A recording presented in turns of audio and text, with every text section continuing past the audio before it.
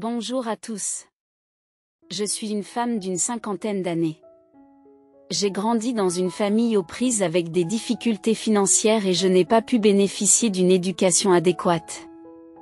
Malheureusement, mon père est décédé très tôt, laissant ma mère seule pour subvenir aux besoins de notre famille. Pour l'aider, j'ai dû commencer à travailler à ses côtés, car la vie était dure à l'époque.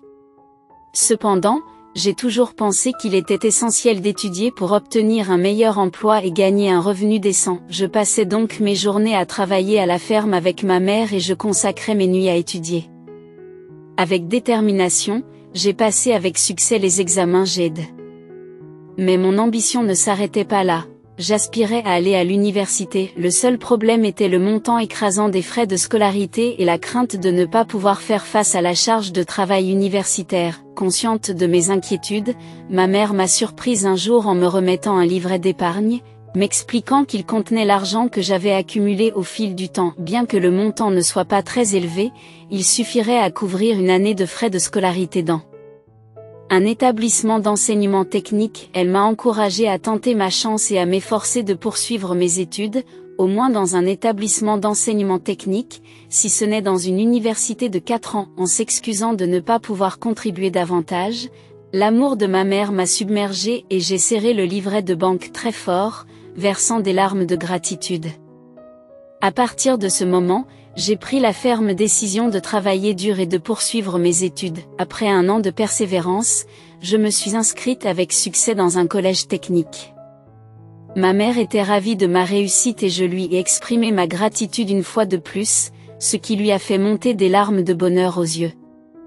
Concilier mes études avec un travail à temps partiel pour subvenir à mes besoins est devenu exigeant pendant mes études. Néanmoins, je suis restée satisfaite, car je savais que ce parcours ardu me permettrait d'obtenir de meilleures opportunités de carrière et un revenu plus élevé après l'obtention de mon diplôme. Après avoir obtenu mon diplôme, j'ai fini par décrocher un emploi dans le service administratif d'un hôpital prestigieux.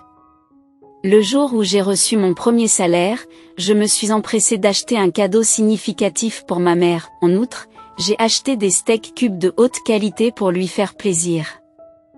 Je lui ai assuré qu'il ne s'agissait pas seulement des steaks, mon but ultime était de travailler dur et de gagner suffisamment d'argent pour lui acheter des steaks d'aloyau à l'avenir. Submergée par la gratitude, ma mère a placé un morceau de viande dans ma bouche et a insisté sur le fait qu'elle préférait les steaks cubiques parce qu'ils étaient plus délicieux.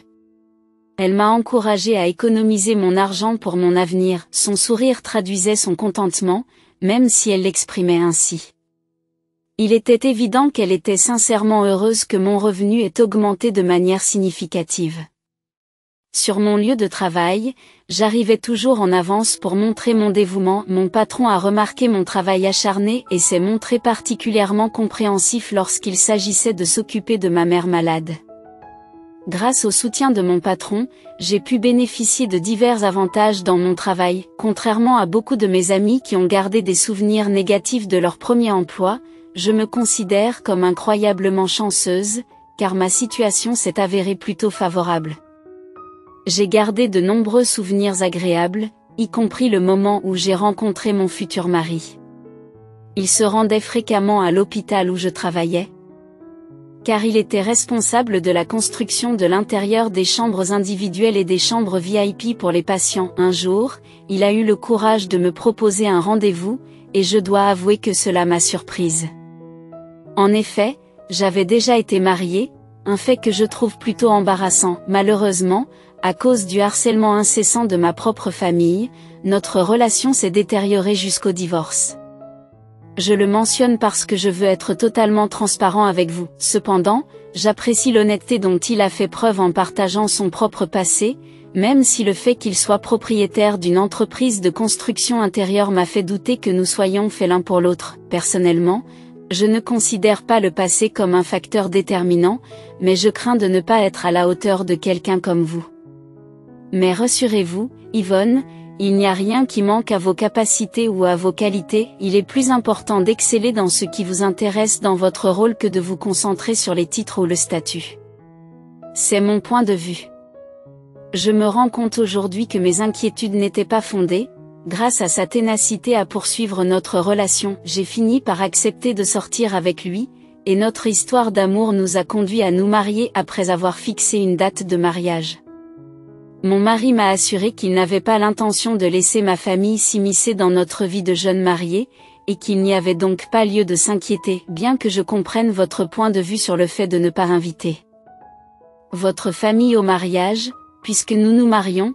Devrais-je quand même avoir l'occasion de rencontrer vos parents? Ce n'est pas une décision facile à prendre, bien qu'il s'agisse de mes parents, ils ont tendance à être très possessifs et à créer des difficultés pour les autres, je ne veux pas répéter les mêmes erreurs que par le passé. Alors peut-être devrions-nous rester simples et célébrer l'événement à deux.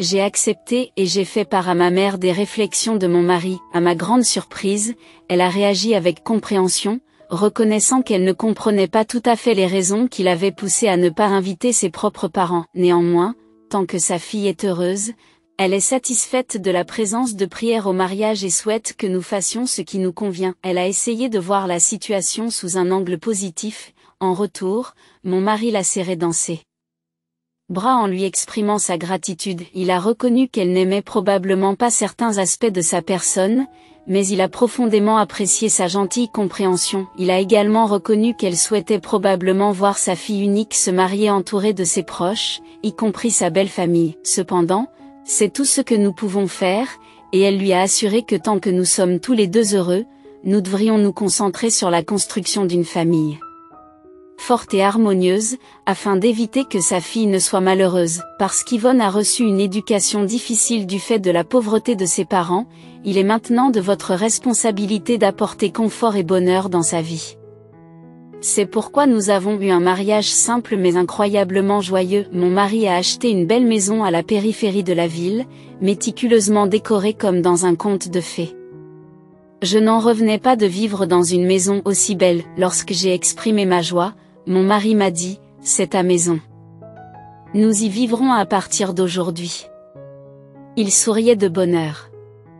Nous avons vécu ensemble dans une harmonie heureuse, mon mari coupant tout contact avec sa famille. Il n'a jamais révélé où nous nous trouvions, même lorsque ma belle-mère et ma belle-sœur sont venues nous chercher un jour dans notre quartier. Par hasard, je les ai rencontrées dans la rue.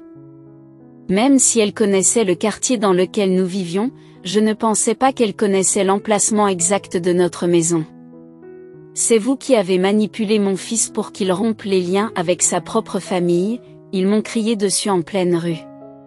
J'étais complètement choquée et remplie de honte. J'ai immédiatement appelé mon mari, qui m'a assuré qu'il allait venir immédiatement et les empêcher d'entrer dans notre maison. Il m'a proposé de nous retrouver dans un café voisin. Mais ma belle-sœur s'est mise en colère. Vous croyez vraiment que nous avons fait tout ce chemin pour aller dans un café? Emmenez-nous chez vous tout de suite. Je veux voir comment vous vivez. Ces paroles avaient le ton de quelqu'un qui s'adresse à un serviteur. Je pouvais voir les regards curieux des piétons, et les habitants des maisons voisines ouvraient même leurs fenêtres pour assister à l'agitation. Malgré mon immense embarras, je n'avais pas d'autre choix que d'endurer la confrontation. Rentrer chez moi par mes propres moyens n'était tout simplement pas envisageable.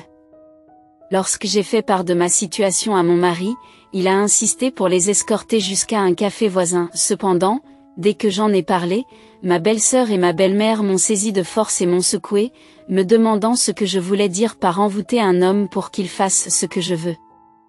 Elles m'ont demandé pourquoi je prétendais ne pas pouvoir me débrouiller seule, insinuant que je m'en servais comme d'une excuse. Ils m'ont demandé de me dépêcher de les emmener chez nous. Alors que la situation s'envenimait, mon mari est arrivé et a crié, « Arrêtez, qu'est-ce que tu crois faire? Croyez-vous vraiment que je vais vous laisser savoir où j'habite?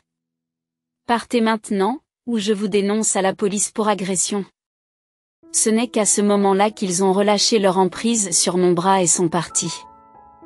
Ils ont pris soin d'ajouter des remarques menaçantes à mon égard avant de partir. Mon mari a exprimé son incapacité à tolérer leur comportement plus longtemps et a immédiatement mis la maison en vente. Je me suis sentie anéantie par le fait que nous devions nous séparer de la maison de nos rêves. Nous ne pouvons pas continuer à vivre ici. Ne pouvons-nous pas espérer que l'incident d'aujourd'hui dissuadera ta mère et ta sœur de nous rendre visite à nouveau? Mais il est resté ferme dans sa décision, déclarant qu'il ne pouvait plus tolérer leur présence. Je suis arrivé en ville avec un mélange d'émotions. Je savais qu'il finirait par venir chez nous, mais ce ne serait pas la même chose. La vente de notre maison et le déménagement ont eu des conséquences, et je l'ai immédiatement regretté. Cependant, notre nouveau condominium était magnifique, grâce à la décoration soignée de mon mari. Il a pris des précautions supplémentaires, sachant à quel point notre ancienne maison me manquait. J'étais profondément reconnaissante de sa prévenance. Je l'ai remercié, reconnaissant qu'il n'était pas obligé de se donner tant de mal, mais il a insisté sur le fait que c'était par amour pour notre famille. Il m'a assuré qu'il n'avait jamais voulu me faire de mal et m'a réconforté en me tapotant gentiment le dos. Nous nous sommes installés dans l'appartement avec bonheur, profitant de notre vie de jeunes mariés pendant environ un an. Un jour, mon mari s'est approché de moi avec une expression sérieuse, indiquant qu'il avait quelque chose d'important à me dire. J'ai ressenti une vague de nervosité, car je ne l'avais jamais vu dans cet état auparavant. Il m'a révélé qu'il avait reçu un appel de son ex-femme, qui prévoyait de déménager en Nouvelle-Zélande après s'être remarié. Cependant, sa nouvelle compagne détestait les enfants, et elle nous a donc demandé de prendre la garde de leur fille, Jamie. Mon ex-femme avait grandi dans un orphelinat et n'avait aucune autre famille sur laquelle compter. Tout en pensant qu'il serait préférable pour Jamie d'être avec sa mère, je me suis retenue d'exprimer mon désir de l'emmener, mais mon mari m'a rassurée, se demandant pourquoi j'étais si inquiète. Il a insisté sur le fait que nous devions ramener Jamie à la maison puisqu'elle était sa fille et que sa place était avec nous. Il m'a serré les mains et m'a remercié de sa compréhension. Mon mari et moi avons donc accueilli Jamie dans notre foyer. Nous avons expliqué à Jamie que sa mère était malade et qu'elle devait se faire soigner dans un endroit éloigné. Jamie, qui allait bientôt entrer à l'école primaire, nous observait avec une rare curiosité. Je lui ai assuré que notre maison était désormais aussi la sienne et qu'elle devait se sentir à l'aise. Je l'ai encouragée à exprimer ses désirs et ses besoins. Ces mots lui ont fait monter les larmes aux yeux, mais elle a acquiescé. Jamie était une enfant douce avec une personnalité brillante. Plus j'apprenais à la connaître, plus je me prenais d'affection pour elle. C'était une fille adorable. J'ai traité Jamie avec le plus grand soin, en veillant à ne pas la blesser. Elle a semblé comprendre mon amour pour elle, car elle m'a tenu la main et m'a fièrement présentée comme sa maman à ses amis. Ce moment m'a fait monter des larmes de joie aux yeux. Je me suis consacrée à Jamie comme si elle était ma propre fille. Malgré l'absence de lien biologique, je la considérais comme ma propre chair et mon propre sang. Je crois qu'elle l'a senti aussi et qu'au fond d'elle-même, elle a compris les sentiments que j'éprouvais pour elle. Au fil du temps, ma fille a commencé à m'appeler maman et à me couvrir de mots affectueux. J'ai eu la chance d'avoir 2 fils, l'un après l'autre, tout en poursuivant mon parcours de mère. Avec plusieurs enfants à la maison, l'atmosphère autrefois paisible s'est transformée en un joyeux chaos. Mais ma jeune fille est toujours restée à mes côtés, me donnant un coup de main chaque fois que j'avais besoin d'aide pour m'occuper de ses frères. Même lorsqu'ils ont grandi, ma fille n'a jamais remis en question notre lien, car elle était vraiment ma chair et mon sang. Mes fils, eux aussi, adoraient leur sœur. Si l'éducation des enfants a été une période chargée et exigeante de notre vie, elle a aussi été remplie de bonheur. Ma fille est entrée à l'université, tandis que mes fils sont entrés au collège, marquant ainsi un nouveau chapitre pour notre famille. Cependant, c'est à cette époque que mon mari a commencé à ressentir des symptômes inquiétants dans son corps. Inquiète pour sa santé, je l'ai emmené à l'hôpital, où nous avons reçu une nouvelle dévastatrice. Il avait atteint le stade 3 du cancer de l'estomac. Le choc a été écrasant, et tout est devenu noir pendant un instant. J'ai essayé de garder mon sang-froid pendant que le médecin parlait de l'opération à venir, mais le pronostic n'était pas prometteur.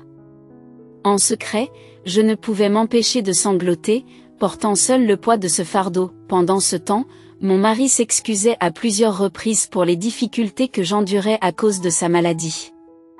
Toute notre famille était plongée dans le chagrin. L'intervention chirurgicale subie par mon mari a été pénible, mais ce n'était que le début de son combat. La chimiothérapie était indispensable à son traitement et nous savions que nous devions relever ce défi avec le plus grand sérieux. Sur ces mots, le médecin a quitté la pièce et a disparu dans la salle d'opération. Je me suis consacrée à la prise en charge de mon mari pendant ces jours difficiles, où chaque instant me paraissait rude et incertain. Heureusement, ma fille a pris un congé de l'école pour me donner un coup de main. Malheureusement, l'état de mon mari s'est aggravé malgré nos efforts. Il est devenu évident que nous ne pouvions pas cacher à sa famille que son état se détériorait. Et j'ai donc contacté ma belle-mère pour l'informer de la situation. À ma grande surprise, elle a réagi sans ménagement, déclarant immédiatement qu'elle allait prendre la garde de mes fils. Elle ne s'est pas souciée de leur bien-être et s'est concentrée sur son propre désir de les avoir à ses côtés, allant même jusqu'à accuser mon mari de préférer notre fille à eux. Outrée, je ne comprenais pas pourquoi elle décidait soudain de me retirer mes enfants sans aucune considération ni discussion. Mes fils m'étaient arrachés tandis que la vie de mon mari était en jeu. Au milieu de ce chaos, ma fille et moi étions occupés par les visites à l'hôpital et la tension émotionnelle qui en résultait. Il semble que ma belle-mère ait intentionnellement choisi cette période chaotique pour couper les ponts et s'emparer de mes fils, en prenant tout ce qui leur appartenait sans avertissement ni accord. Après que mes enfants m'ont été enlevés, je me suis lancée dans une recherche acharnée pour les ramener. J'ai fini par demander l'aide d'un avocat, qui m'a assuré que mes enfants me seraient rendus dès que mon mari serait rétabli. À l'époque, j'ai dû accepter que c'était notre seul espoir. Ce fut une période extrêmement difficile pour moi, tant sur le plan émotionnel en raison de l'état de mon mari que sur le plan financier, car nos ressources s'amenuisaient. Pour subvenir aux besoins de notre foyer, ma fille a pris un emploi à temps partiel, ce qui m'a fait mal car cela me rappelait mes propres difficultés dans le passé. La situation financière de notre famille a continué à se détériorer et, malheureusement, la santé de mon mari n'a montré aucun signe d'amélioration. C'est à cette réalité que je me suis accrochée pendant près d'un an. De manière inattendue, la tante biologique de ma fille m'a rendu visite un jour. Elle m'a raconté son histoire. Elle avait été adoptée seule en Angleterre après que notre mère biologique l'eut abandonnée avec sa sœur Jem dans un orphelinat. Bien qu'elle ait réussi à retrouver Jem, elle a découvert que cette dernière était décédée tragiquement en Nouvelle-Zélande quelques années auparavant. Elle m'a donc demandé la permission de s'occuper de Jem au nom de sa sœur décédée, en promettant de contribuer à nos frais médicaux et à nos frais de subsistance, même si cela s'avérait difficile pour elle. Dans un premier temps, j'ai décliné son offre, car je ne souhaitais pas envoyer mon enfant au loin en échange d'argent. Cependant, elle a persisté, me rendant visite quotidiennement et me suppliant, m'expliquant même que ma fille elle-même avait accepté de vivre temporairement avec sa tante. Elle m'a assuré qu'il ne s'agissait pas d'un adieu définitif et que ma fille reviendrait après avoir passé quelques années chez sa tante. Ma fille, dans sa maturité, m'a réconfortée en me disant qu'elle voyait cela comme un moyen d'aider notre famille plutôt que de nous échanger contre de l'argent. J'ai fini par céder et ma fille est partie pour l'Angleterre avec sa tante biologique. À vrai dire, le soutien financier apporté par la tante de ma fille a été considérable et a considérablement allégé notre fardeau. Cela m'a permis de me concentrer davantage sur les soins à donner à mon mari et sur le maintien des contacts avec mes fils. Cependant, au fil du temps, mes fils ont progressivement cessé de me contacter, alors qu'au départ, ils le faisaient fréquemment. Mes responsabilités en tant qu'aidante de mon mari, associées à mon emploi à temps partiel de caissière dans un mart, m'occupaient du matin au soir, ce qui me laissait peu de temps et d'attention pour mes fils. Bien que j'aie tenté de les contacter à plusieurs reprises, je n'ai reçu aucune réponse. Quelques années plus tard, mon mari a tragiquement perdu sa bataille contre un cancer qui s'était propagé dans tout son corps. Entre-temps, mes fils étaient entrés à l'université et s'étaient engagés dans l'armée, sans que je le sache. C'est avec tristesse que j'ai réalisé que j'avais manqué ces étapes importantes sans même le savoir. Pendant cette période, je n'ai pas pu assumer mes responsabilités envers eux. Désormais, j'ai décidé de faire tout ce que je n'ai pas pu faire auparavant. Cependant, mon fils m'a informé qu'il ne reviendrait pas vers moi. Cette décision a été prise par nous seuls, alors s'il vous plaît, ne provoquez pas d'incident en évoquant le contrat à ordre avec notre grand-mère, et n'essayez pas de la menacer avec cela. Mon fils aîné a révélé que notre fils cadet a également remis en question la légitimité de Jamie en tant que notre vraie sœur. Il a déclaré qu'elle était la fille de l'ex-femme de notre père et qu'elle s'était enfuie. Il se demandait pourquoi je pouvais m'occuper de la fille de quelqu'un d'autre, mais pas eux. Il se demandait si c'était parce qu'elle était une femme comme moi. Je n'arrivais pas à croire ce que j'entendais. Je ne t'ai jamais traité différemment en raison de ton sexe, ai-je protesté. Cependant, mon fils aîné a reniflé et m'a informé qu'il savait déjà tout et qu'il l'avait entendu de la bouche de notre grand-mère. Ils m'ont accusé d'avoir éloigné notre père de sa famille et de les avoir laissés avec notre grand-mère, provoquant ainsi une grande scène. J'étais en état de choc et j'ai nié ces accusations à plusieurs reprises, mais en vain. Mes fils avaient déjà cru ce que mes beaux-parents avaient dit. Mon deuxième fils s'est moqué de moi avec sarcasme, disant que je devais mener une belle vie seule et ne pas me préoccuper de les chercher. Il est parti avec son frère, et quelques jours plus tard, ma belle-mère s'est présentée. Elle a audacieusement exigé que je lui remette les biens de mon mari, affirmant que j'avais détruit la vie de son fils. Elle a insisté sur le fait que je ne les méritais pas et que je devais les lui donner. Je lui ai expliqué que je n'avais plus d'argent, car j'avais tout dépensé pour payer les factures d'hôpital de mon mari, et que je travaillais actuellement dans un supermarché pour couvrir mes frais de subsistance. Je lui ai également assuré que je rechercherais les biens de mon fils, en l'invitant à ne pas tirer de conclusions hâtives. Mais elle m'a crié dessus et mes fils se sont joints à elle, me demandant de donner de l'argent à leur grand-mère. Ils ont prétendu que, puisque j'avais eu une belle vie, je devais donner les biens restants à notre grand-mère par acquis de conscience. Je pouvais supporter tout le reste, mais il était extrêmement difficile pour moi que mes fils me comprennent mal et doutent de moi. Cela me brisait le cœur. Désespéré, j'ai passé des nuits entières à éplucher les comptes bancaires de mon mari, dans l'espoir de trouver quelque chose à offrir à mes fils. J'ai trouvé un compte avec un petit solde et j'ai décidé de le confier à ma belle-mère. En outre, je lui ai remis les actions que mon mari avait reçues lorsqu'il avait cédé son entreprise de construction d'intérieur à un ami. J'ai donc dû recommencer ma vie à zéro. J'ai vendu tout ce que je pouvais dans la maison pour obtenir un peu d'argent, mais ce n'était pas grand-chose. J'ai réussi à trouver un emploi dans un restaurant, où je faisais la vaisselle et préparais les plats d'accompagnement.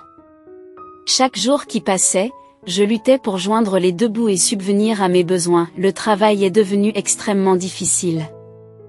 J'avais l'habitude de penser à mon mari et de verser d'innombrables larmes. Cependant, mes fils venaient parfois me voir pour me demander une importante somme d'argent. Ce n'était jamais une petite somme, toujours de l'ordre de plusieurs milliers de dollars. Chaque fois que je leur proposais ce que j'avais économisé, ils rompaient brusquement la communication et au moment où je l'oubliais, ils refaisaient surface et me demandaient à nouveau plusieurs milliers de dollars. J'ai ressenti un immense sentiment de culpabilité, pensant que c'était de ma faute si je n'étais pas capable de m'occuper d'eux tout seul. Par conséquent, je me suis retrouvé à travailler encore plus dur à la fin. Mon corps a été poussé à ses limites, ce qui m'a obligé à quitter mon travail et à rester couché, m'inquiétant de savoir comment je pourrais subvenir à mes besoins à l'avenir. Ma belle-mère est arrivée avec mes fils et ses premiers mots ont été de m'ordonner de quitter la maison. Les enfants sont maintenant diplômés de l'université et souhaitent poursuivre leurs rêves, mais ils n'en ont pas les moyens financiers. Elle s'est interrogée sur ce que j'avais fait pour mes petits-fils et a insisté pour que je renonce à la maison, affirmant qu'elle ne pouvait pas être vendue. J'ai envisagé de vendre la maison, mais mon fils aîné est intervenu, me demandant comment je pourrais subvenir à mes besoins en l'absence d'emploi. Lui et son frère envisageaient de créer une entreprise et pensaient que je devais y contribuer d'une manière ou d'une autre, maintenant que j'étais mère. Il s'est mis en colère, m'accusant d'être égocentrique. Malgré mon désir de vendre la maison, mon deuxième fils a ajouté qu'il s'agissait d'une somme incroyablement élevée, se demandant qui me prêterait de l'argent. Ma belle-mère et mon fils aîné m'ont souri. J'ai déclaré que je voulais la maison pour mes fils, alors pourquoi m'en empêche-t-il ? J'exerce mon droit légitime et leurs enfants sont mes petits-fils. Ils méritent la maison, gracieuseté de mon mari. Bien que ma belle-mère s'y soit opposée, j'ai élevé la voix, affirmant que je ne lâcherais pas la maison. Ma belle-mère et mes fils se sont alors mis en colère, se demandant comment je parvenais à élever nos garçons. Ils m'ont menacé de me forcer à partir bientôt. Je me suis accrochée à la photo de mon mari et j'ai pleuré toute la nuit. J'ai supplié mon mari de me guider, mais aucune solution ne m'est venue à l'esprit. Après avoir subi le harcèlement incessant de ma belle-mère et de mes fils pendant plus d'une semaine, j'ai reçu un appel de ma fille, Jamie, qui se trouvait en Angleterre. Elle m'a dit qu'elle rentrait à la maison et que je lui manquais beaucoup. Alors que les larmes coulaient sur mon visage, Jamie s'est tournée vers moi et m'a demandé pourquoi je pleurais. Je n'ai pas pu me retenir plus longtemps et j'ai déversé tout ce qui se passait en moi. J'ai eu l'impression que toutes les émotions que j'avais retenues avaient enfin explosé. Elle m'a écouté attentivement et m'a assuré qu'elle reviendrait bientôt. Plus tard dans la journée, ma belle-mère et mes fils sont venus. Ma belle-mère m'a fait remarquer avec mépris mon entêtement et m'a accusé d'avoir causé la mort de son fils, alors que je continuais à faire comme si de rien n'était. Elle m'a rappelé notre conversation précédente sur l'emballage de mes affaires et m'a demandé pourquoi je ne l'avais pas fait.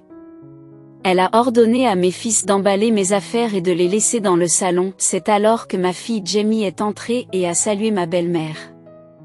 Elle a déclaré avec assurance que ma belle-mère n'était plus sa grand-mère. Elle s'est présentée comme Jamie, mais aussi comme la conseillère juridique de Madame Bertha Ajeko. Jamie avait étudié le droit en Angleterre, passé l'examen du barreau et avait récemment rejoint un prestigieux cabinet d'avocats à Washington, D.C. Elle avait même obtenu la permission de retarder la date de son entrée en fonction au cabinet pour venir me défendre. Jamie a expliqué que Madame Bertha Ajeko n'avait aucun droit légal de revendiquer cette maison.